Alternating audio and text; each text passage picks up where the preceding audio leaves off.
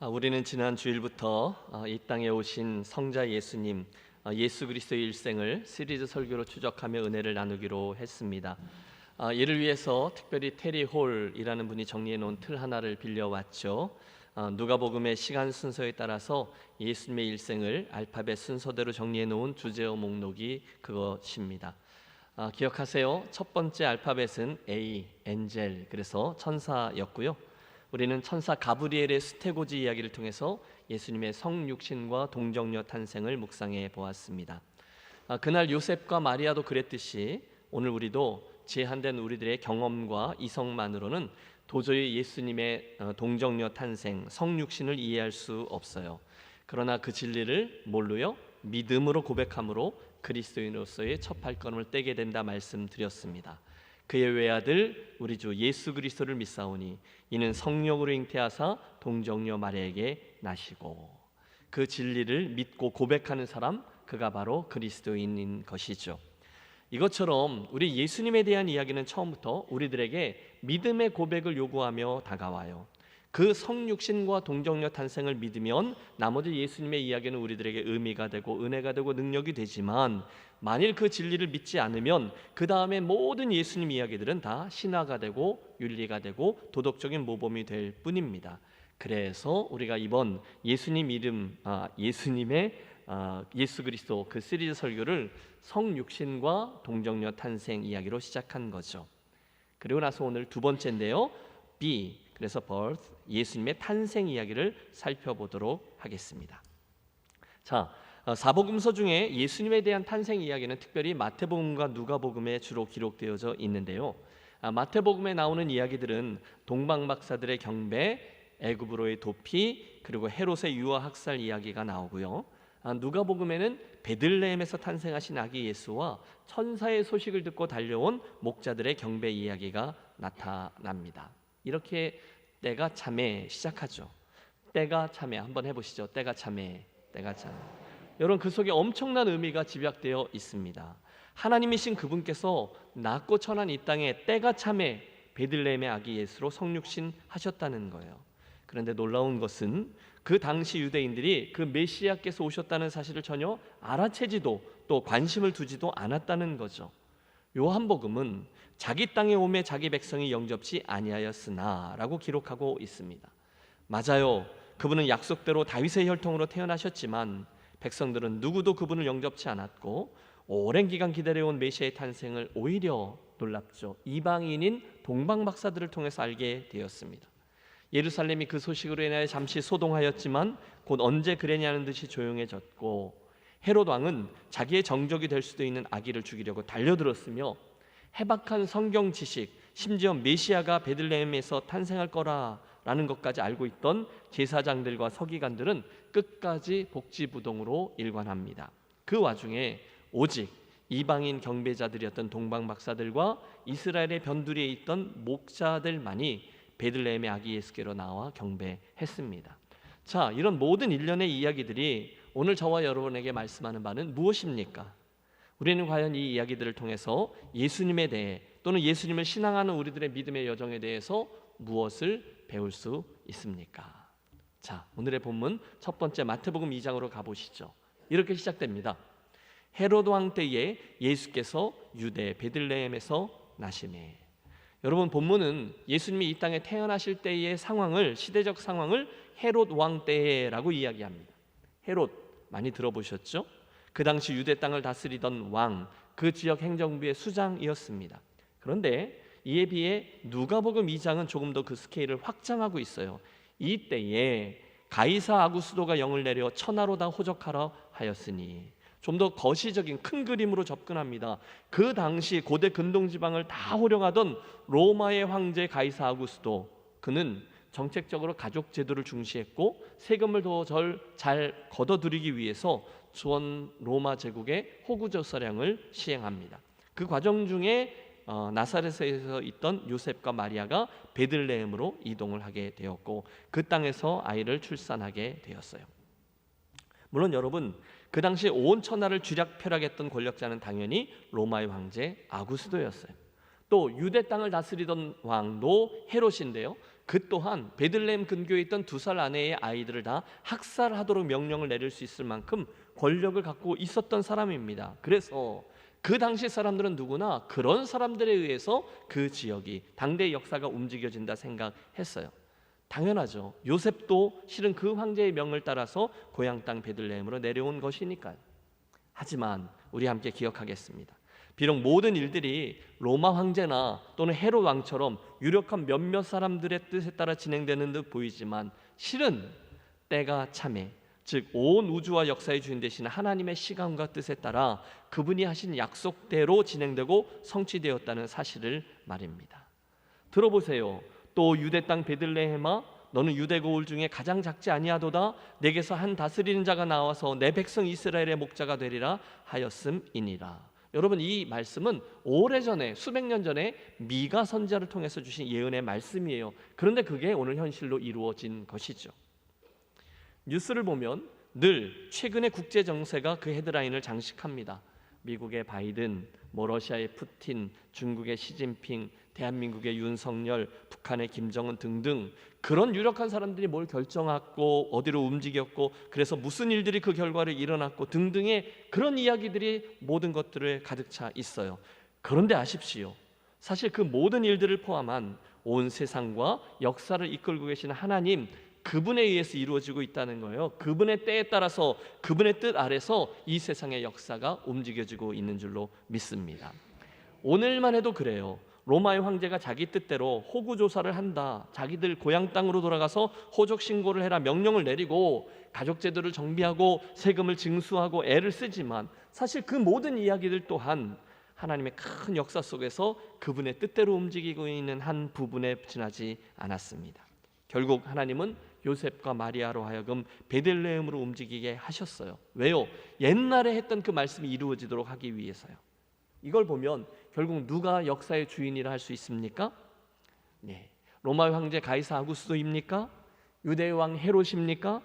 아니죠. 결국 우리 하나님 그분께서 이 모든 역사의 주인공이 되셔서 당신의 뜻대로 세상 역사와 교회와 우리의 인생을 이끌어주고 계심을 믿습니다. 자, 이 점을 염두에 두고 다시금 그 그림을 봐주세요. 헤롯 왕 때에, 엄밀히 말하면 헤롯 왕 때가 아니라 하나님의 때였죠. 예수께서 유다 베들레헴에 나심에, 그 베들레헴 또한 하나님의 의도하셨던 땅입니다. 수백 년 전에 그 장소를 예언해 주신 거죠. 그리고 약속대로 그날 예수께서 탄생하셨어요. 여러분, 혹시 우리들 가운데 베들레헴 가보신 분 계십니까? 몇 분 계시죠? 지금은 그래도 살짝 발달된 부분이 있는 그런 도시처럼 보이지만 실은 아직도 그곳은 자그마한 도시고요. 2000년 전에는 더더욱이 작은 시골 동네에 불과했던 곳입니다. 지금이니까 우리가 베들레헴 그러지 실은 그동안 누구도 그 시골 마을을 주목하지 않았어요. 그곳은 그냥 그 팔레스틴 변방에 먼지 풀풀 나는 자그마한 마을, 아무도 중요하게 생각하지도 않던 시골 동네였어요. 그런데 그런 작은 변방의 마을 베들레헴이 어느 날 온 세상에 갑자기 알려지죠. 어떻게 그렇게 되었습니까? 간단합니다. 바로 그곳에 우리 예수 그리스도께서 태어나셨기 때문입니다. 그것뿐이에요. 다른 이유가 없어요.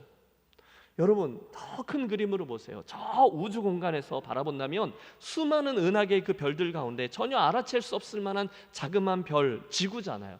지구도 관심을 갖고 들여다보아야만 저 중동의 변두리가 보이고, 그곳에 있던 자그마한 갈릴리, 그 가운데 작디 작은 사람들 몇 명 모여 사는 자그마한 촌동네 베들레헴, 누가 주목하겠어요? 그런데 한순간 그곳에 온 세상의 구속자이신 예수께서 태어나시자 하나님은 물론이거니와 이후 온 세상 모든 이들의 시선이 집중되는 놀라운 장소가 되었다는 거죠.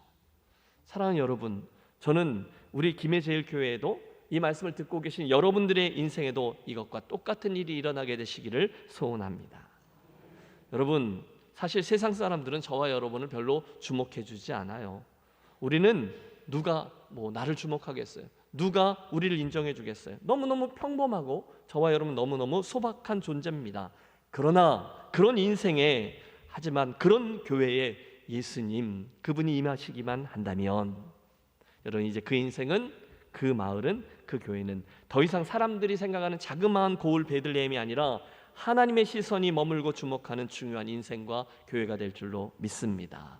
그분의 계심이 관건이라는 거예요.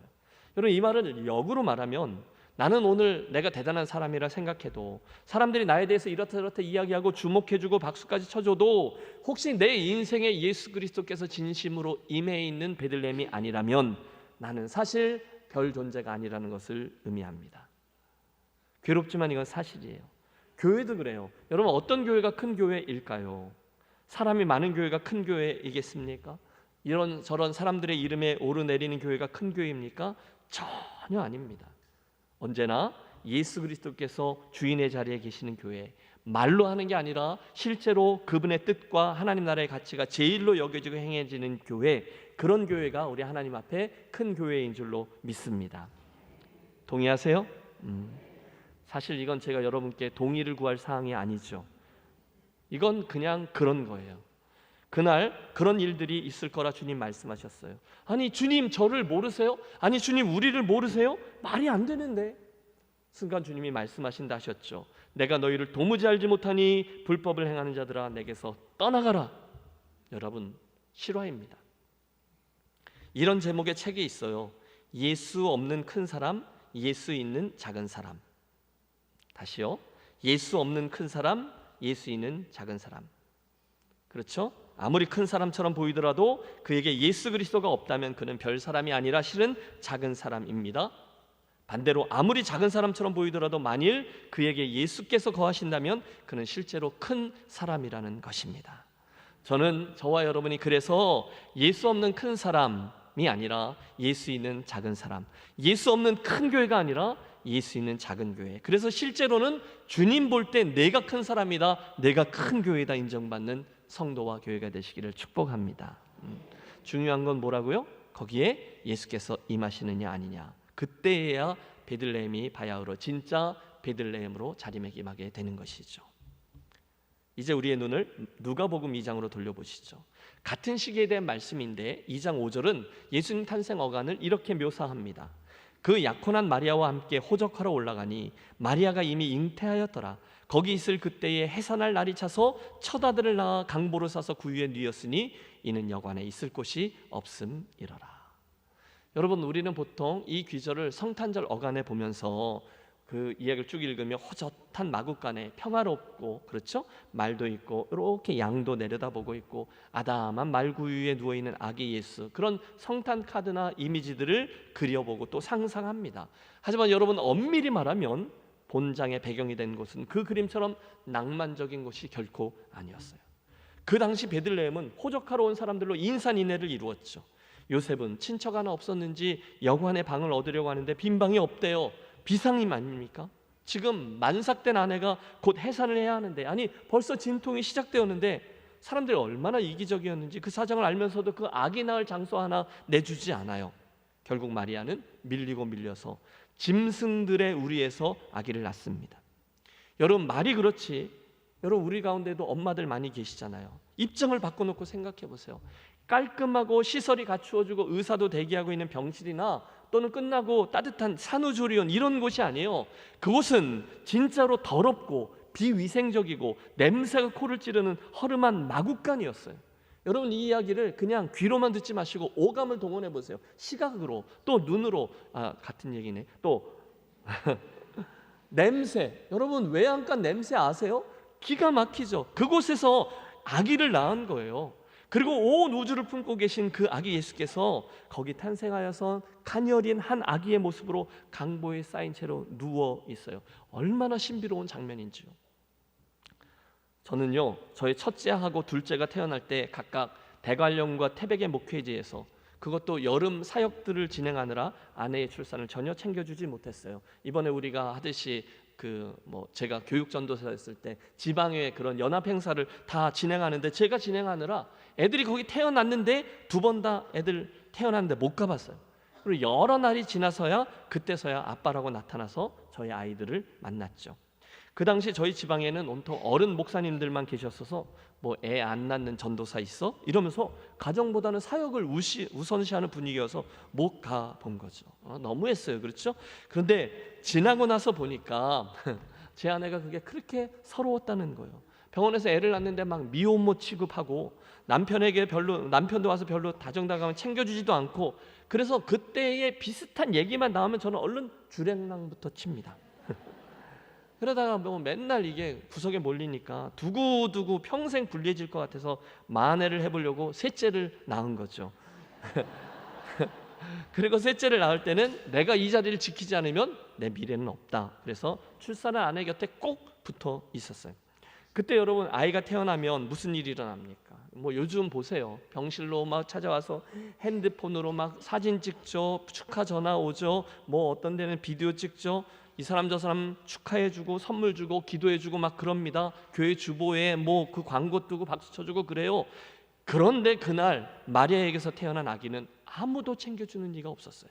그날 베들레헴에는 아기 탄생을 축하하며 미역국 하나 끓여주는 이가 없었어요. 마리아는 어쩌면 이미 친정 식구들에게 의해서 버림을 받았을지도 몰라요.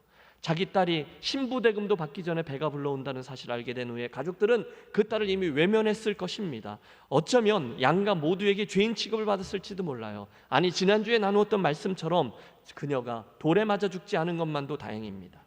분명한 건 하나님이신 그분이 온 세상을 구원하기 위해 이 땅에 태어나셨는데 아무런 환대도 받지 못한 채 짐승들이 새끼를 낳는 곳에 태어났고 짐승이 여물을 먹는 곳에 누워 계셨다는 거죠. 그래서였을까요? 여러분 하나님은 스스로 하늘의 잔치를 여셨어요. 누가복음 2장 13절 같이 한번 읽습니다.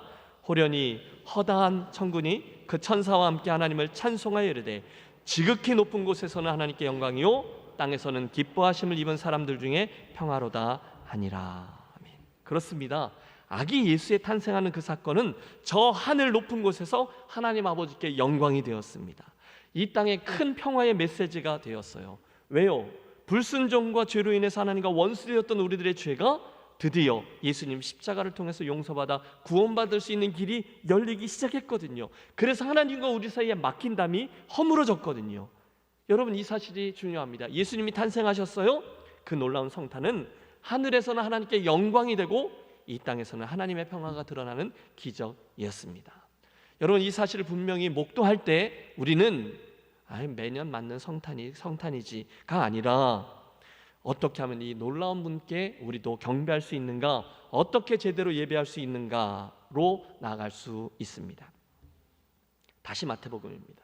실제로 예수님이 태어났을 때 그 주변에 있었던 이들의 반응을 하나씩 살펴보죠. 우선 동방에서 온 박사들이 있었어요. 들판에서 양을 치던 목자들이 있었어요. 여러분 저는 이게 굉장히 대비되지만 의미심장하다고 믿습니다. 박사들이 왔대요. 목자들도 왔대요. 뭘 느끼십니까? 우리 예수님에게는요 평범한 신분의 목자들이나 특별한 신분의 동방 박사들이나 그 신분적인 높낮이가 전혀 문제가 되지 않았다는 거예요. 그분에게는 누구든지 나올 수 있다는 것입니다. 여러분 이것이 복음인 줄로 믿습니다. 높은 자와 낮은 자, 잘난 자와 평범한 자, 사람들이 그어놓은 그런 높낮이라는 선이 주님에게는 아무런 문제가 되지 않았다는 거예요. 직책 문제되지 않아요. 소유 문제되지 않아요. 평판 문제되지 않아요. 단지 그 주님을 경배하고자 하는 마음만 있다면 누구든지 주님께로 나아갈 수 있고 주님은 그들이 누구이든 기뻐 받아 주시는 분입니다. 기억하세요. 우리 주님께는요 니고데모와 같은 공의원, 즉 국회의원도 나올 수 있고 매국노, 손가락질을 받던 세리 삭개오도 나올 수 있었고요, 갈릴리의 평범한 어부였던 베드로도, 그리고 실은 거지였던 바디메오도 다 나올 수 있었어요. 사회적인 지위, 높낮이, 신분, 영향력 전혀 문제가 되지 않아요. 오직 그들이 어떤 태도로 나오는가, 그것만 문제죠. 함께 기억하겠습니다. 우리 주님께는 아무나 오게는 돼요. 그런데 아무렇게나 오게는 되지 않아요. 누구나 올 수 있어요. 하지만 그 태도는 점검해야 합니다. 그래서 본설교의 마지막 부분은 본문 속 등장인물들이 예수님의 성탄을 어떻게 대하고 나오는지를 살펴보려 해요. 그날 그들은 어떻게 주님을 대하였습니까?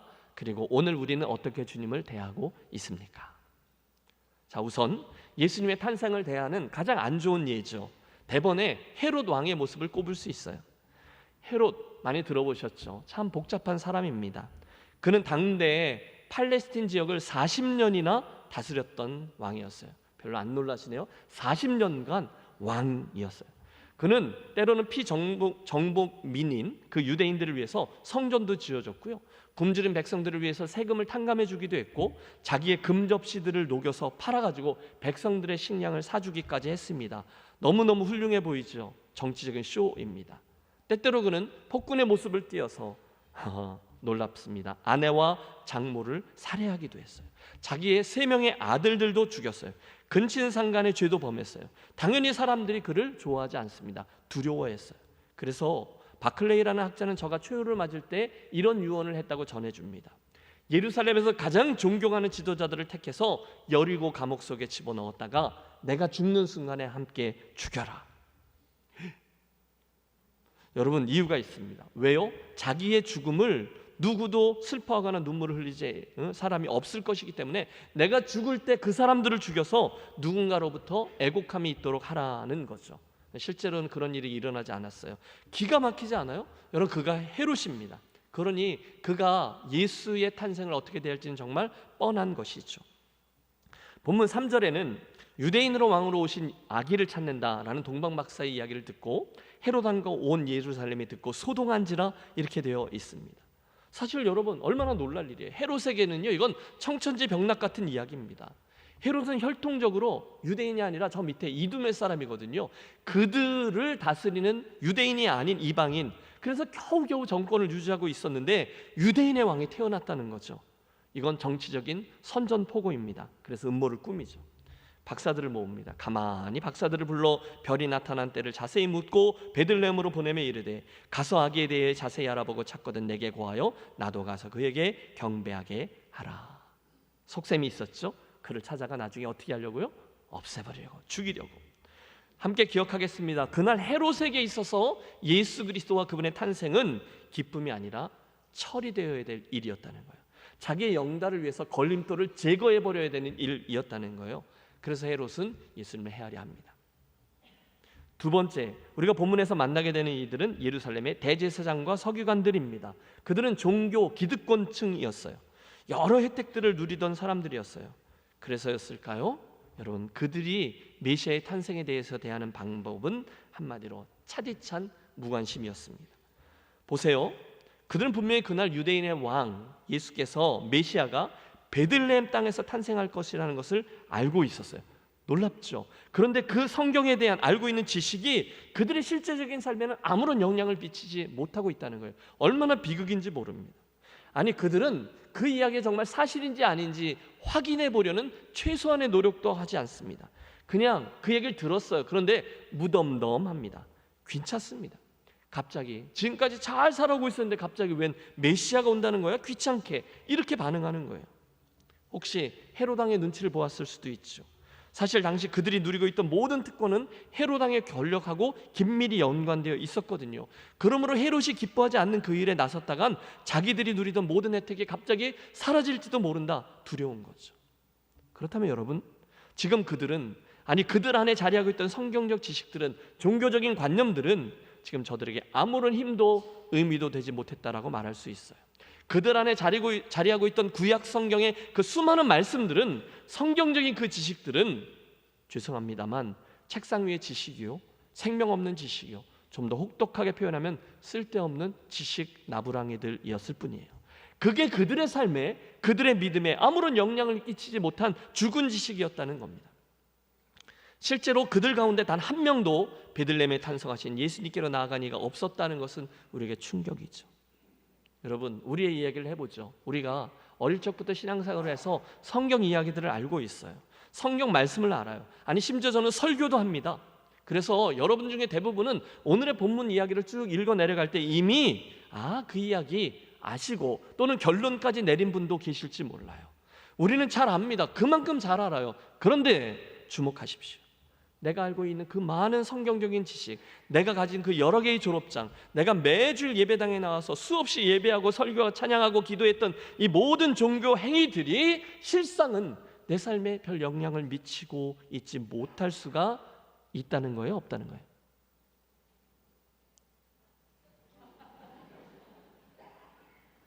있다는 거예요, 없다는 거예요? 있다는 거예요. 충분히 그럴 수 있다는 거예요. 그날 그 예루살렘의 종교 지도자들을 보십시오. 여러분 주의하십시오. 말씀을 내가 많이 아는 것, 종교적인 지식에 익숙하다는 것 중요하지 않아요. 더 중요한 건 내가 알고 있는 그 말씀이 오늘 내게 영향을 미치는가, 역사하는가, 내가 그 말씀에 이끌려서 순종하며 살아가는가, 그게 중요하죠.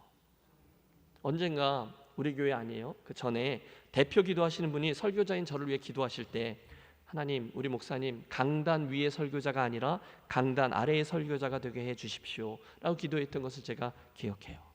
맞습니다. 정말로 중요해요. 우리 목사님 설교는 잘 하시지 여러분, 그 다음에 뭔가 더 할 말이 붙는 목사라면 안 된다는 겁니다. 여러분에게도 적용할 수 있어요. 여러분 예수 오래 믿으셨고 직분도 있으셨고 예배 생활도 잘하고 기도 생활도 하시고 봉사 생활 다 잘하시지만 함께 점검해야 될 부분이 있는 거죠.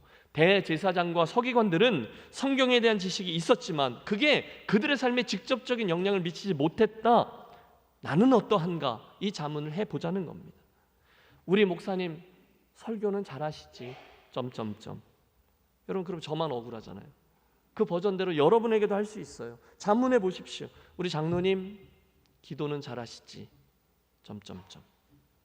우리 권사님 봉사는 잘하시지 여러분, 그렇게 이어지면 된다는 거예요? 안 된다는 거예요? 안 된다는 것입니다. 그래서 이 아침 정말로 생각해 보십시오. 혹시나 우리가 말씀도 듣고 묵상도 하고 기도도 하고 제사를 집전하고 다 했지만 혹시나는 그 감격들은 다 잃어버리고 문자적으로만 아는 거죠. 아니 실제로 내가 알고 있는 하나님의 말씀을 확인하는 것조차 귀찮아하는 저 대제사장과 서기관들의 모습이 충분히 우리의 이해가 될 수 있다는 거죠. 위험입니다. 여러분 아세요? 결국 그 귀차니즘의 문제가 돼요. 얼마 후에 그들은 베들레헴 근교의 2살 아래 사내 아이들을 학살하는 끔찍한 죄악에 침묵으로 동참하고 동조하고 있는 범죄자들이 되고 말았습니다. 그들이 알고 있던 하나님의 말씀이 그들의 삶에 아무런 영향을 미치지 못한 두렵고 떨리는 이야기가 아닐 수 없는 거죠. 하지만 여러분 기뻐하십시오. 반대의 경우도 있습니다. 즉 그곳에는 우리 아기 예수님의 탄생을 정말로 기뻐하며 함께 자리하고 함께 그 자리에 경배했던 이들도 있습니다. 보세요. 우선 목자들입니다. 그들이 한밤중에 들에서 양을 지키고 있는데 갑자기 하늘이 열리고 천상의 소리가 들려오는 놀라운 일이 벌어져요. 무서워 말라, 보라 내가 너희 온 백성에게 미칠 큰 기쁨의 좋은 소식을 너희에게 전하노라. 오늘날 다윗의 동네에 너희를 위하여 구주가 나셨으니 곧 그리스도 주시니라. 아멘. 사랑하는 여러분, 예수 믿으며 걸어가는 일평생 중에 어느 날 예배 중에 여러분에게도 하늘이 열리는 축복이 임하게 되시길 바랍니다. 그분의 음성이 저와 여러분에게 들려진다 생각해 보십시오. 얼마나 놀라운 일입니까? 여러분 사모하십시오. 주의 음성 내가 듣고 싶습니다. 기도하십시오. 정말로 큰 기쁨의 좋은 소식이 맞아요. 시간이 가면 갈수록 우리가 어떻게 할 수 없는 것을 아는 나의 죄된 성품과 내 안의 죄성과 생각하면 생각할수록 절망할 수밖에 없는 나의 완악함과 연약함, 그것이 불가능하다는 것을 아시고 하나님이 그분께서 친히 이 땅에 오셔서 십자가의 일을 통해 내게 구원의 길을 열어주셨어요. 그래서 그 큰 기쁨의 좋은 소식입니다. 그래서 그들 기꺼이 경배자의 자리에 섰죠. 또 있습니다. 마지막으로 우리는 마지막 등장인물 저 동방박사들을 집중합니다. 여러분 동방박사 아시죠? 뭘 아세요? 동방박사 이야기 하도 많이 들으셨잖아요. 그래서 그들을 잘 알고 있다 생각하지만 사실 별로 아는 게 없으실 거예요. 동방박사 몇 사람?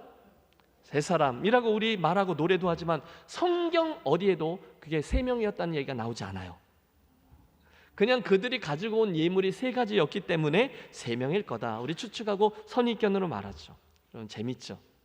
숫자가 중요한 건 아니지만 하여튼 그날 그들의 경배하러 나온 모습, 그 태도가 중요합니다. 여러분 지금 제가 말한 그 3명, 난 3명으로 알고 있었는데 내가 틀려서 그거 중요하지 않아요. 그게 중요하지 않고 그들이 어떻게 나왔는가가 중요하죠.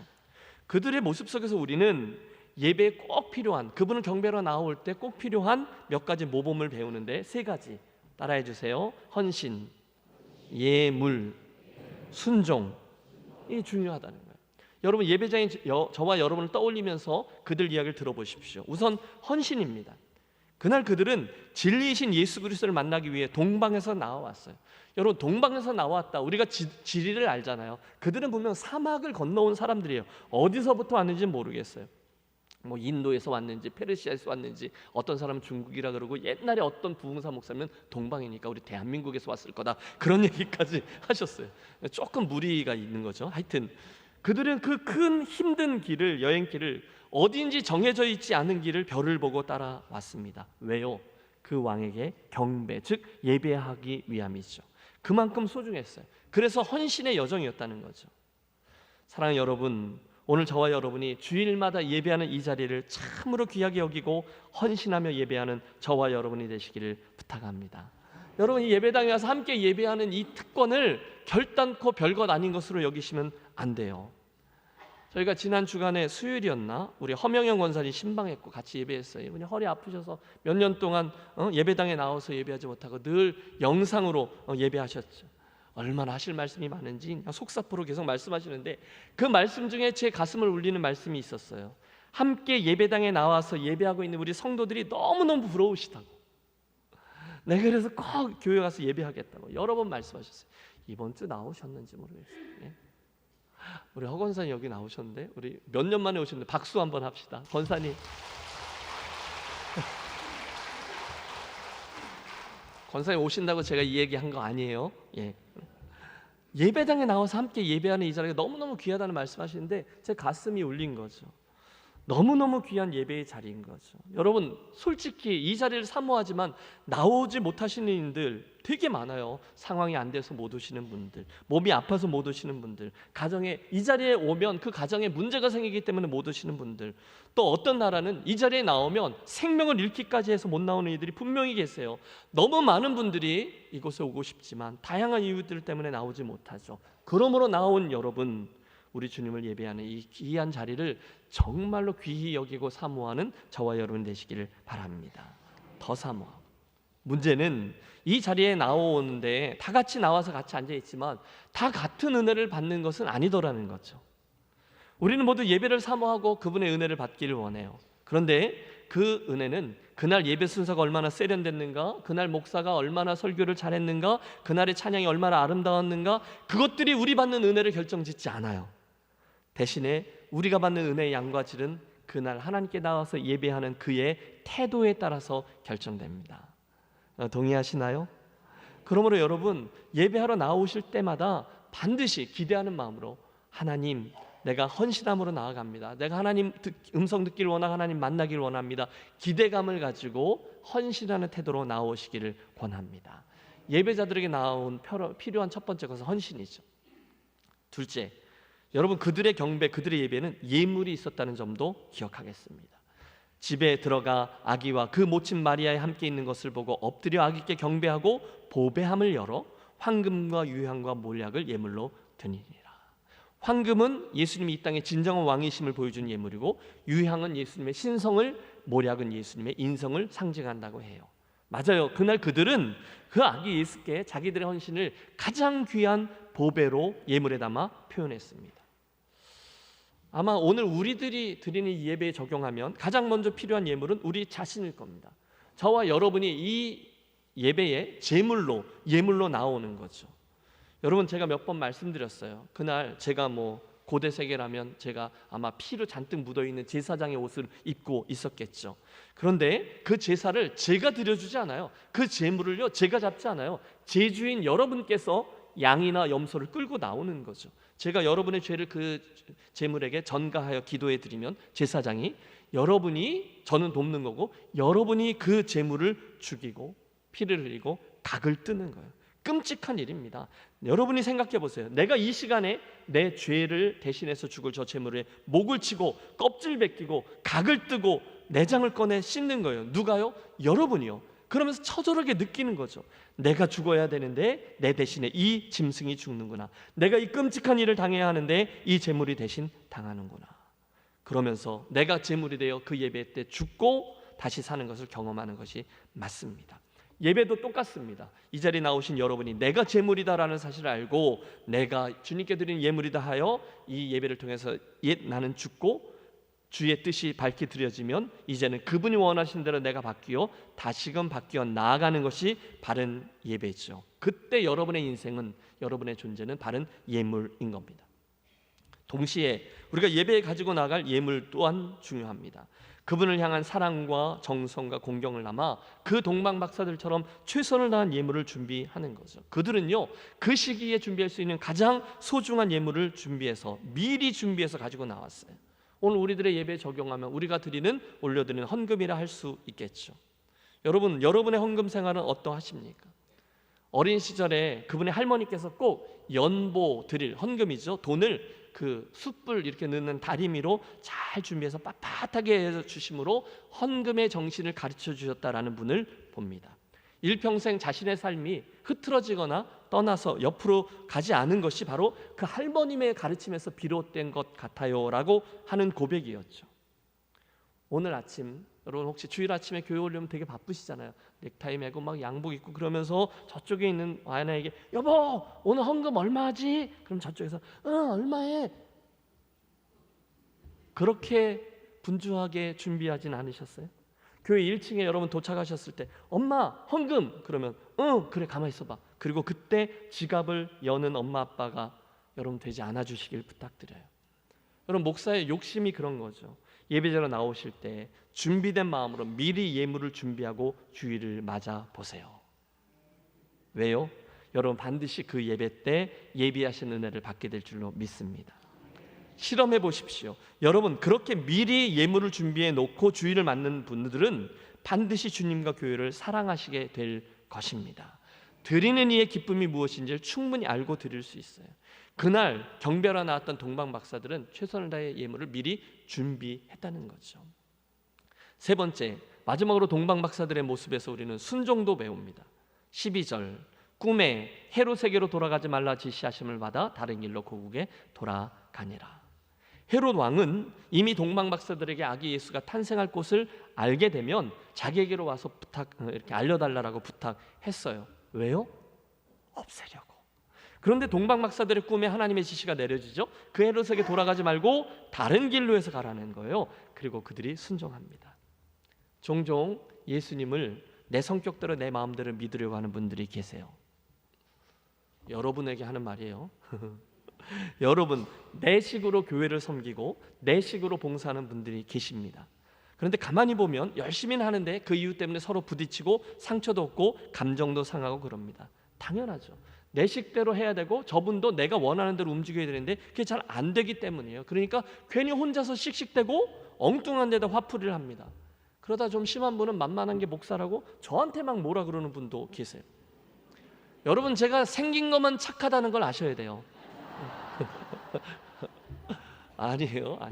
여러분 자기 식대로 자기 성격대로 자기 생긴 대로 예수 믿으려는 거 빨리 포기하시고 성경에 나오는 이 방식대로 그분이 뭐라고 하셨지? 순종의 여정을 걷는 저와 여러분이 되시기를 부탁드립니다. 성경이든 지나간 교회에 살든 우리 교회에 지난 여정이든 여러분 저분 참 훌륭하다 여겨지셨던 분을 떠올려 보세요. 예외 없습니다. 그분들 중에 한 분도 교만한 분 없습니다. 여러분이 훌륭하다고 생각하시는 그분들은 다 겸손합니다. 말이 아니라 손과 무릎으로 그 자리를 섬기시죠. 때로는 우직하고요 바보 같습니다. 하고 싶은 말 다 안 하십니다. 어쩔 때는 자존심도 없어 보이세요. 그런데 틀림없어요. 그분 주변에는 일이 진행되고 열매가 생기고 감탄사와 느낌표가 붙습니다. 대부분 비슷해요. 온유하세요. 겸손해요. 그리고 순종합니다. 어떻게 보면 다 쑥맥 같죠. 그런데 보세요. 지나고 나서 보면 결국에는 그런 분들이 승리하고 그런 분들이 열매를 맺습니다. 잘 들으십시오. 이기는 게 승리하는 것 같죠. 내 뜻이 관철되어 승리되는 것 같죠. 아니요. 끝까지 순종하는 것이 승리하는 겁니다. 그들이 교회의 덕을 세우고요. 그들이 교회의 역사를 써요. 그분들에게 드러나는 공통점이 뭔지 아세요? 온유함과 순종입니다. 바로 그날 그들이 그렇게 행한 거죠. 시간 관계상 13절 이후에 나오는 사건들은 언급만 하겠습니다. 마태복음이 강조하는 바는 구약에 나오던 그 수많은 예언들이 예수 그리스도의 나심을 통해서 성취되었다는 것을 강조하기 위해 몇 가지 사건들을 열거하죠. 13절에서 15절을 보면 예수님은 태어나자마자 헤롯의 살육을 피해 애굽으로 피난하셨어요. 이는 호세아서 11장에 나오는 말씀, 애굽에서 내 아들을 불렀다 함을 이루려 하심이니라 라는 말씀을 이루려 하심이었어요. 두 번째, 헤롯이 범한 범행, 베들레헴과 그 지경 아래에 있는 두 살 아내의 사내들을 다 학살하는 일, 그것 또한 예레미야서에 수백 년 전에 이미 예언한 말씀을 이루려 하심입니다. 세 번째, 19절 이하에 나오는 말씀, 예수님이 훗날 나사렛 사람이라 불릴 것이라는 말씀도 이사야서 11장에 나오는 말씀이 성취된 거죠. 그분은 말씀대로 이 땅에 오신 구원자 예수 그리스도셨어요. 자, 두 번째 시간 B, birth, 2000년 전 그날 이 땅에 탄생하신 예수님의 이야기는 여러분 온 우주를 흔드는 구속사의 출발을 의미합니다. 지극히 높으신 곳에서는 하나님께 영광이요, 땅에서는 그분의 기뻐하심을 입은 자들 중에 큰 평화가 임하는 이야기죠. 그런데 놀랍게도 주목하십시오. 유대인들의 왕으로 오신 그분을 이스라엘은 오히려 주목하지 않고 그분을 싫어하거나 귀찮아하거나 무관심으로 일관하는 이들이 많이 있었어요. 하지만 돌들로도 아브라함의 자손 또는 하나님의 백성들을 만드실 수 있는 하나님께서는 이방인 동방 박사들을 통해서 가장 천한 직업이었던 목자들을 통해서 마땅히 받으셔야 될 경배를 받으셨습니다. 사랑하는 여러분, 이 모든 이야기들이 오늘을 사는 우리들에게 어떤 의미로 다가옵니까? 어제 아침에 제 아내하고 식사를 하다가 그런 이야기를 했어요. 이제 제 설교 고민이죠. 예수님이 탄생하신 이야기를 오늘 우리들에게 어떤 의미로 전달해야 할까? 그때 우리가 동의하게 됐죠. 맞지? 우리가 예수님이 탄생하셨다는 사실을 알고는 있지만 사실 그 의미를 구체적으로 매일매일 묵상하면서 마음을 쓰면서 살고 있지는 못하지라고요. 사실 여러분, 이 모든 26개의 모든 이야기들의 출발점, 온 우주가 흔들릴 만한 구속 이야기의 시작, 하나님이 사람의 몸을 입으시고 이 땅에 와주셨어요. 나를 구원하시려고, 우리를 당신의 나라로 이끄시려고요. 그런데 그 이야기를 성탄절에만 묵상하는 예수님의 탄생, 메시아의 오심으로 하면 안 되고 이 7월의 마지막 주일에 우리 또한 묵상해야 된다는 거죠. 그 예수님의 오심을 성탄절의 주인이 아니라 내 인생의 주인이신 그분을 우리는 어떻게 이해하고 오늘 어떻게 그걸 대하며 살아가고 있습니까? 혹시 우리는 그날의 헤롯처럼 그분이 내 인생의 뜻과 거치는 부분이 있다 해서 내 인생을 왜 이렇게 귀찮게 한다거나 이래저래 방해를 한다거나 그래서 그분을 대적하거나 밀어내고 있지는 않습니까?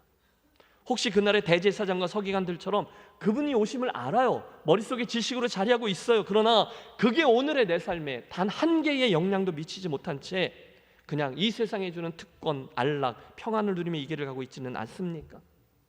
이 아침 성령께서 우리의 눈과 마음을 열어주셔서 나의 구원을 위해 친히 어린아기의 모습으로 와주신 그분을 성탄절 언저리에만 기억하는 분이 아니라 매일 나를 사랑하시고 구원의 은혜를 베푸시며 내 옆에 거해주기 위해서 오신 주님으로 여겨서 정말로 감격하고 기뻐하고 경배하며 사랑하며 살아가는 저와 여러분이 되시기를 부탁합니다. 마지막으로 한 걸음 더 욕심을 내면 동방박사들처럼 좋은 예배자들이 되어 살아가기를 권하는 거죠. 그들의 경배에서 우리 세 가지를 배웠어요. 최고의 헌신, 정성 들어온 드림, 그리고 주신 말씀 그대로의 순종이 그대로 여러분의 이야기가 되시기를 축복합니다. 자, 결론은 함께 내려보시죠. 잠깐 여러분 그 자리에 멈추어 서세요. 그리고 정말로 저와 함께 생각해 보십시오. 오늘 내 삶에는 그날의 헤롯처럼 우리 예수님을 귀찮아하고 번거로워하고 심지어는 배척하고 짜증내는 모습이 혹시 있지는 않습니까? 생각해 보세요. 혹시 오늘 내 삶에는 그날의 대제사장과 서기관들처럼 말씀을 알고 신앙생활 어떻게 되는지는 다 알지만 그 말씀을 지적인 동의 정도로만 이해하고 그분의 말씀이 오늘 내 구체적인 삶의 현장에 별로 영향을 끼치지 못한 채 그냥 내 방식대로 걸어가는 분은 아니 계십니까?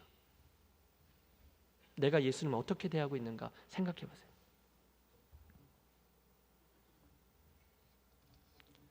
마지막으로 예배자된 목자들과 동방박사들에게서 배우는 거죠. 오늘 우리는 그분을 향한 헌신의 모습으로 나아가고 있습니까?